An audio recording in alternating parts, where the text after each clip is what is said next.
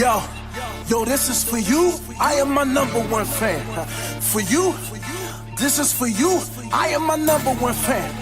For you, yo, this is for you. I am my number one fan. For you, I am my number one fan. I'm trying to get you from here to there. I'm trying to show niggas it ain't fair. How I just came up, but you not there. Stuck in the same situation you been in. They got the plug, you got the sound. You not just a groupie that's hanging around. They got the stage, but you bring the lights. It's enough room at the top, we ain't gotta fight. I am my number one fan. I am that legend you stand for. When the crowds disperse, we'll see what you stand for. This is the Neighbors Podcast. He's Reese. He's Arnold.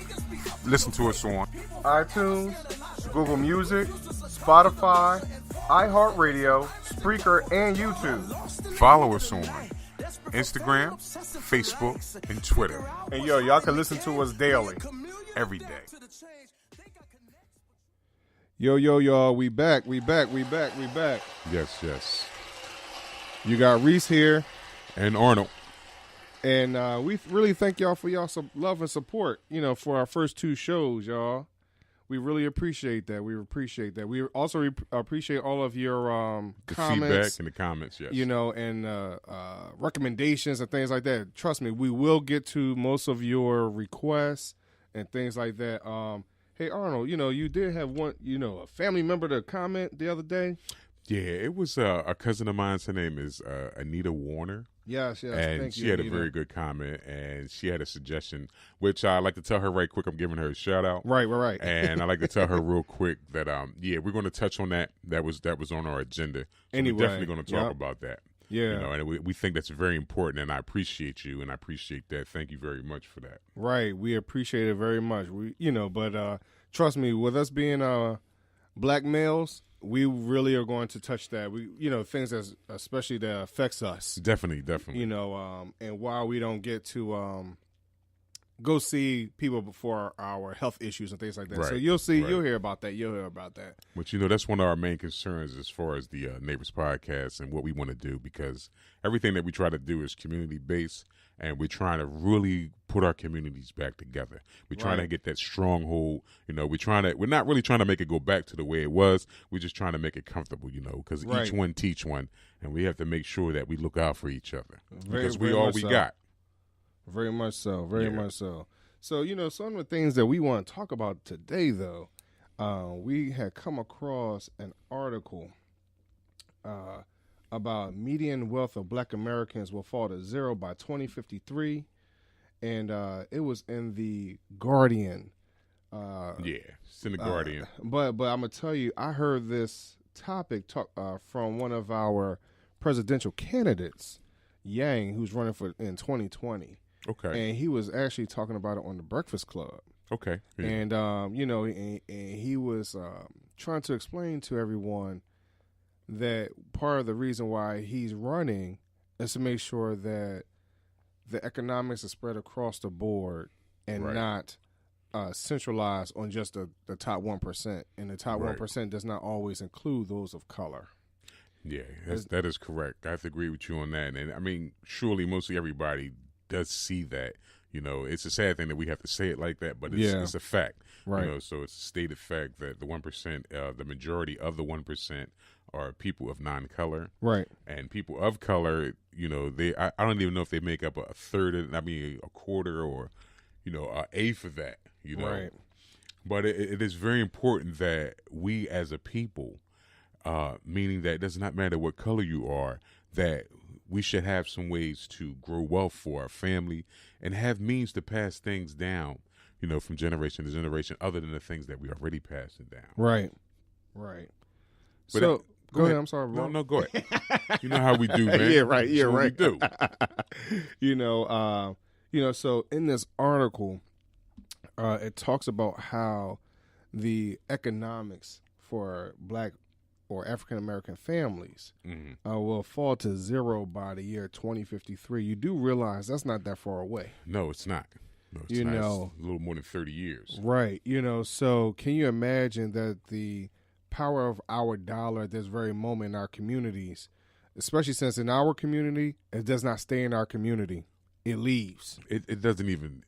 It just visits. I mean, Right. because years ago, a dollar would rotate in our community. Right. Like the mom and pop stores, you might have some fruit stands, you might have a couple other businesses that were going on, and then that dollar would generate itself and it would help each other out. Right. Today, there is nothing black owned in the black neighborhood no more. No, not at all. Know? And I'm not taking a shot at any other ethnicity. No. But if you go into the Chinese neighborhoods, or the Asian neighborhoods, Right.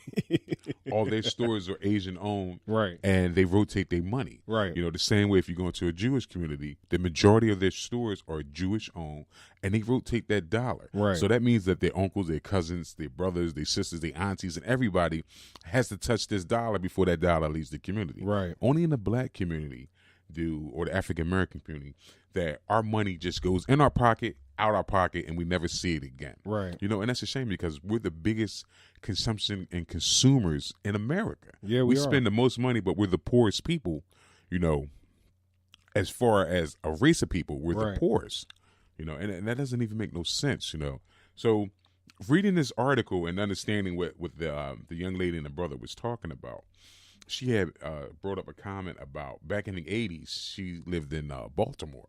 So somebody had asked her during an interview later on, how was it for her to growing up? Did your family have money to pass down to you? Did you have money to go to school and all that? She was like, no. We had to go out there and hustle or do what we need to do, to get dollars. Right. So we know that there are things that we do. When I was growing up, man, it was always house parties. People were making money like that. Yeah. There was so-called speakies. People were Right. selling wine and stuff Right. and beer on the weekends. You also have food parties and you have rent parties. A lot of young, young people, if they're listening, you guys probably don't know nothing about a rent party, but we grew up where there was rent parties. Where people would come together, have a party, everybody put so much money in a pot, and that would help that person out with the rent. Right. Today we don't have that. What you see nowadays is more people on the corners begging, people asking for this, and there's not a lot of jobs. There are some jobs, a lot of people are not applying for them, but the people that create these jobs and have these jobs don't always want us to have the jobs. Yeah. Not meaning that it's a racial thing or somebody's being biased toward us. It's just sometimes it's like that, But I can see that. With some of that too, sometimes are we even as qualified as we think we are in some cases? Well, and then other cases, there is that oh man, the term leaves me at this moment. But when you employ your own family members, right. Oh, I can't think of the word right now. I know the word. It's at the tip of the tongue. But we do understand what you mean. So I think that's part of the difference also is that, you kind of bring in people that you're closest to, that you're friends with, or is recommended to you by others. And sometimes we're not in those type of positions to make that decision. Correct. So I think that makes a big difference also. And even if we do have the degrees and things like that, even, and I read something about that recently also about how 77% of black men will die between the age of 25 and 64 that are college educated. 77% more men will die versus 25% of white males with just a high school diploma will die. Right.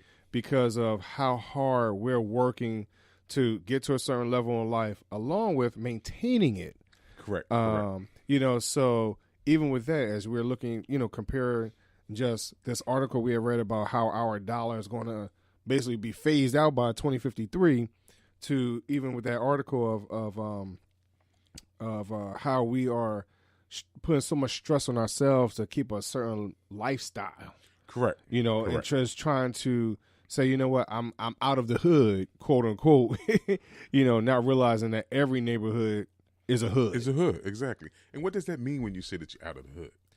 What does that really mean to say you have that status of I made it? Okay, I have 2 cars. Yeah. I have a cat, a dog. I have a wife, 3 children. The white picket fence. Yeah, the white picket fence and all that. But I'm still living paycheck to paycheck. Right. So how do you make it? Right. How are you making it? Right. When everything that we do, and if you look at the history of this country, everything that we have done as a race of people, we have to do double time to make it in competing with our white brothers and sisters. Yeah. So how do you associate yourself and say that I made this? That I made it now. I finally made it. Right. I have a mortgage. I have Right. this and have that. So I made it when I get a bunch of bills. Yeah. Yeah. So I'm making it if I'm making X amount of dollars, and let's, for example, say like I'm making $1,500 every 2 weeks, but I'm bringing home only $900. Right. And then out of that $900, I have to pay mortgage, car note, insurance, health insurance, Right. cable, food. I gotta eat, Yeah. and I gotta buy clothes. We Yeah. all can't just shop at Foreman Mills all the time. Yeah. Right. And especially if you're a big guy, you can't just certain places you just can't go. Right. Right. So how do I associate that I made it when this is supposed to have been the dream? When the dream is actually, and by this article, is that this is about to be phased out for me. Right. Right. And part of that comes down to what is the real definition of the middle class? Exactly. Again, me being my little bookworm information person, I read something else where it talks about after World War II and the GI Bill, and how 67,000 people were afforded a GI Bill coming back from the war, but less than 100 people of color had used a GI Bill to build their wealth, meaning buying their house, buying stability. Exactly. Buying the American dream. So the middle class was set way back in the 1940s. It was set for us to not be successful in some ways. And that does not mean that America created that, but do we create it for ourselves? Do we not support it? Correct. But the strange thing about that, and you mentioned the time period that the middle class was invented or brought up, was the middle class invented for people of color?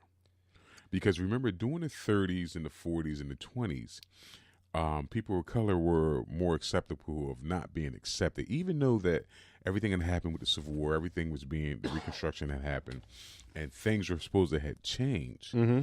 We really didn't get any equality or acceptance until after the 60s. Yeah. So was the middle class actually made for us, or was the middle class made for our white sisters and brothers? I think it was made for those that did not look like us, especially since we were not considered a man anyway. Correct. From the beginning. Correct. So, but I think what the middle class was to help continue to differentiate those with and without. Right. So and that does not necessarily mean that it was specifically for those that were white, nor black, nor Asian. I think it was just those with and without. Because even in some places, keep in mind that it was not always talked about. There were blacks that had slaves too. Oh yeah. I'm not. You get what I mean? I'm not doubting that. They had money also. Right. Yeah. I'm not doubting that the black men had slaves, but yeah. And I'm not doubting anything about our white brothers and sisters that came over here as indigent servants.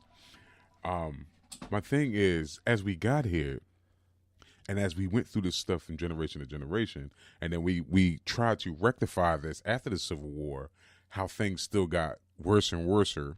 Well, worse is not a right, word, but more worse, right, than it was before. We still had a struggle, right? We still had a uphill battle, right. But to be coming from those time periods of the 20s, the 30s, and the 50s and the 60s to being have the spending power that we have and the wealth that we don't have, Mm-hmm.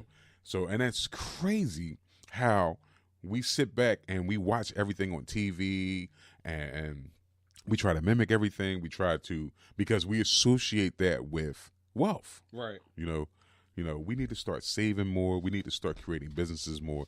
We need to start investing in communities. And that doesn't necessarily just mean that it just has to be us as a people. No. It has to be us as a people as a whole. Right. Meaning that everybody, Asians, Black, Puerto Ricans, whites, Hispanics, everybody. Right. We all have to come together, especially that us that are poor.